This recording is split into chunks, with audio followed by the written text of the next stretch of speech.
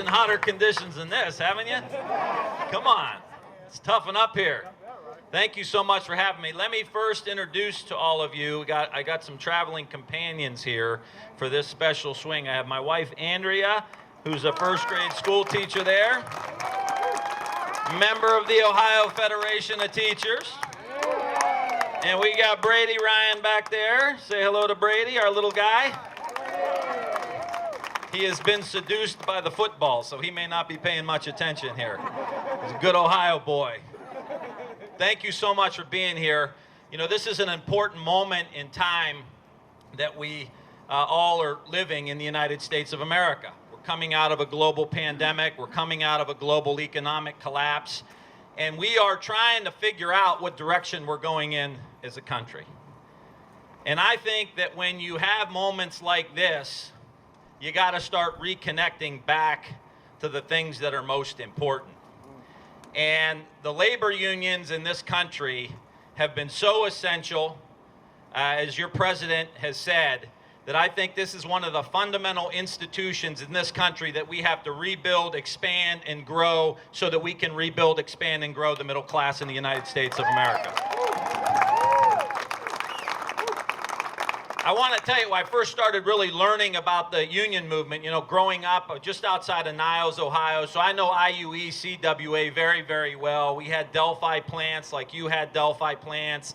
We saw the erosion of the manufacturing base like you saw the erosion of the manufacturing base. But I remember growing up, and all my uncles and cousins were all auto workers, IUE, CWA, steel workers, building construction trades, across the board, working class. And I remember my grandfather, who was a steel worker for 40 years, towards the end of his life, he couldn't get around very well, and he needed to go grocery shopping, right? So my grandfather turned Italian, first generation Italian American. He turned grocery shopping into an art form. You know the type, right?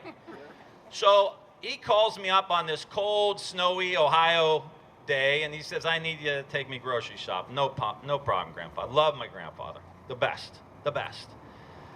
So I go down and pick him up, and now we gotta go to this side of town because we gotta get the salami because it's on sale, right?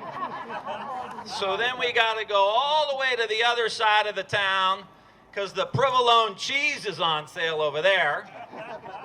And then I'll never forget, we had to go to a Speedway gas station because they had Miller High Life 30-pack in a can for $9.99.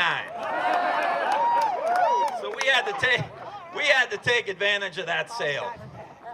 So this is going on now for hours, right? And I was younger then, a little more impatient. I'm like, okay, you know, Grandpa, it's time to get moving here. He says, well, we got to make one more stop. I said, well, good, we can go right here. He said, we can't go there. I said, Grandpa, Grandma is home. She's making lunch. She's going to be mad, and I'm going to get the blame for this. So let's just go over here and get what we got to get. He said, we can't go over there. So why not? He said, the meat cutters are on strike, and we ain't crossing that picket line. Now, that's how I was raised, and I know that's how you were raised. Now, here's the point of this, is that my grandfather had no clue what the negotiations were about. He had no clue what the strike was about. Was it wages? Was it working conditions? Was it pensions? He had no clue. But he knew that when in doubt, our family, is going to be on the side of the workers. Period, end of story. And what's the value there? The value is respect. This is about, as we move into the next version of the United States of America, all of us, white, black, brown, men, women, working people, we need to bring back the value of respect. Respecting workers, respecting each other, respecting the jobs that everybody does every single day. We don't just honor the people who have enough billions of dollars to be able to start their own space station, right? Although we are glad that that happens in the United States, but it's about the workers. It's about refocusing this economy on the workers. If you go back from the 1970s until today, CEO pay has gone up 1,300%. 1,300%. And check this out. If that same rate was applied to the average worker in this country, the average worker would be making $650,000 a year. Okay? How about that for a pay raise? Not bad. So this is what we are fighting for. And this is why we cannot be afraid to stand on stages like this in communities like Dayton and say the goddamn word union. Right? We got to be able to sell the fact that men and women coming together in a free country, right? This country was built on the basic principle of freedom. That's what lit this country up. This country has fed more people, clothed more people, cured more people, liberated more people than all of the other countries in the world combined. The country built on freedom. And the most fundamental freedom that we have in this country is economic freedom. The ability to not have to work 6 or 7 days a week, 12, 15 hours a day. The ability to be able to make it to your family or your kid's birthday party, or not miss the baseball game or the soccer match because you're too busy working to try to make ends meet. To try to have a job that allows you to take advantage of the things that are most important in life. Your kids, your family, your church, your community. That's what we're fighting for here. That's what this whole thing is about. That's what the PRO Act is about. Our ability to come together. You know, and there's a lot going on in this country. You may have noticed.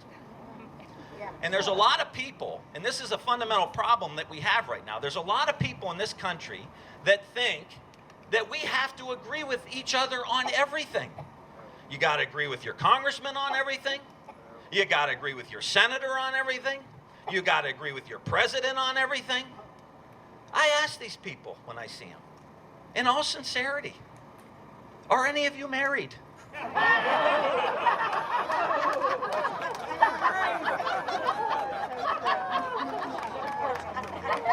This is the first time I said that in front of my wife, so I was hoping she'd laugh about that. She's laughing. I'm good. I didn't want to look. Thanks for helping me out there.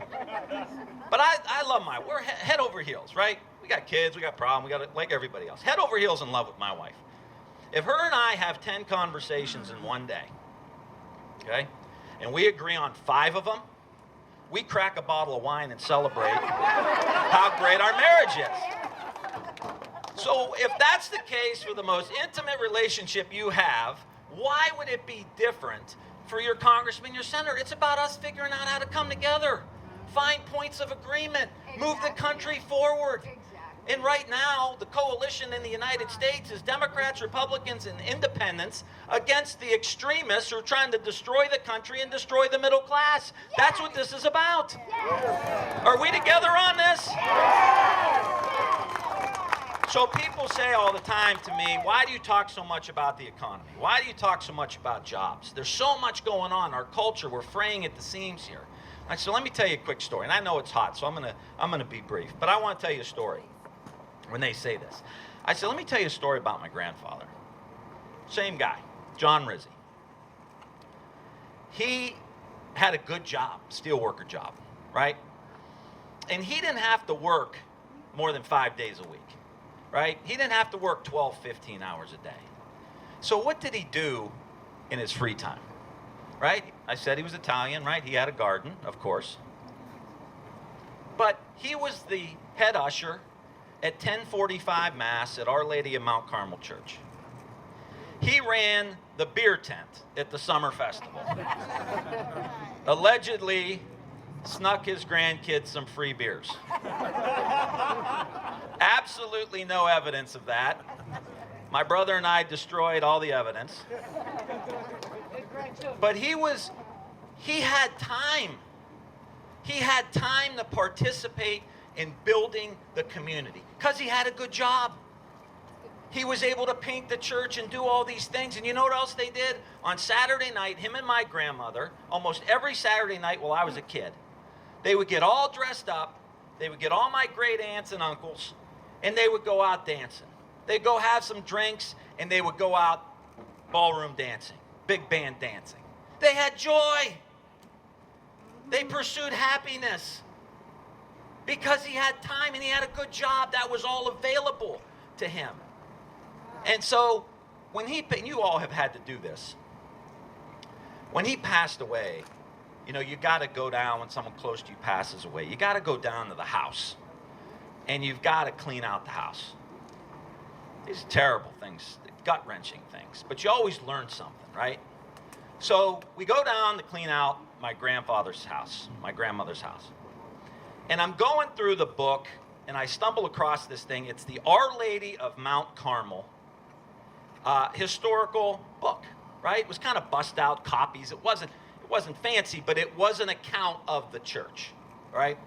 And so I'm flipping through it, and I see this picture, and it's my grandfather. Much younger guy, thinner face, work clothes on, and he had that hat on. You know that hat that like the immigrant families used to wear? My grandmother called it a coupeline. So he had the coupeline on. I'm looking at the picture, and underneath the picture it says, John Rizzi, volunteer. I said, that's my guy. That's my guy. He was standing in front of a half-built brick wall that he was helping to build that was to be Our Lady of Mount Carmel grade school that I went to. Wow. That my brother went to, that all the little boys and girls in Niles, Ohio, who were Catholic, went to that school. He helped build it. He was literally building our future, brick by brick by brick.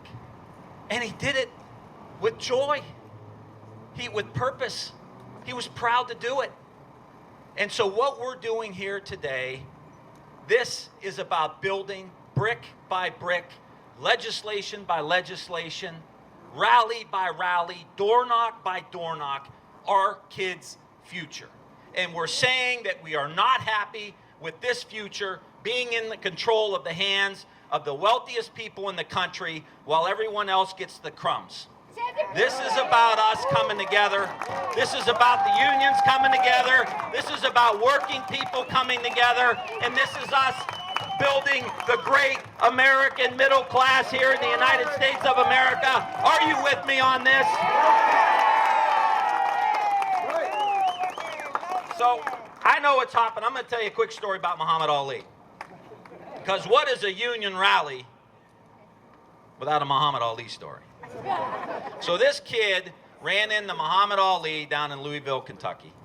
Ali retired. He's walking across the street. And the kid comes up to him and he says, hey, champ. You know, champ had the high voice. He said, hey, how you doing? He says, hey, I saw you fight when I was a kid. He says, no kidding. He says, yeah, it was a great fight. You got knocked down in the third round. And Ali looked at him. He said, wasn't my fight.